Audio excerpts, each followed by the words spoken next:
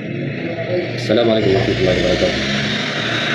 حضرت ابو سعید خدری رضی اللہ تعالیٰ عنہ سے روایت ہے کہ ایک موقع پر نبی علیہ السلام مسجد تشریف لائے، دیکھا کہ ایک صحابی حضرت ابو امامہ رضی اللہ تعالیٰ عنہ وہاں مسجد میں بیٹھے ہیں۔ آپ علیہ السلام نے ان سے پوچھا کہ اے ابو امامہ، آپ کیوں مسجد میں نماز کے وقت کے علاوہ یہاں پر بیٹھے ہیں؟ حضرت ابو امامہ رضی اللہ تعالیٰ عنہ نے فرمایا کہ یا رسول اللہ، غموں کی کثرت نے اور قرض کی شدت نے بہت زیادہ پریشان کیا ہوا ہے، بہت زیادہ قرضہ ہے اور بہت زیادہ پریشانیاں ہیں، اس وجہ سے مسجد آیا ہوں۔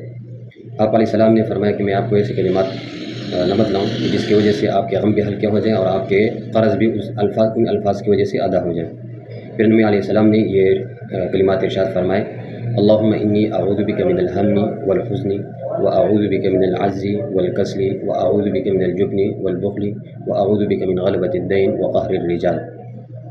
اللہم انی اعوذ بک من الہم والحزن واعوذ بک من العجز والکسل واعوذ بک من الجبن والبخل واعوذ بک من غلبۃ الدین وقہر الرجال۔ جن حضرات پر قرض ہو یا جن کے غم وغیرہ بہت زیادہ ہوں تو وہ یہ الفاظ صبح اور شام 7 مرتبہ پڑھا کریں، انشاءاللہ ان کے ہر قسم کی تکلیف بھی ختم ہو جائے گی اور ان کا قرض بھی اللہ تبارک و تعالیٰ کہیں نہ کہیں سے ادا فرمائے گا۔ اللہ تبارک و تعالیٰ عمل کی توفیق نصیب فرمائے۔ السلام علیکم ورحمۃ اللہ۔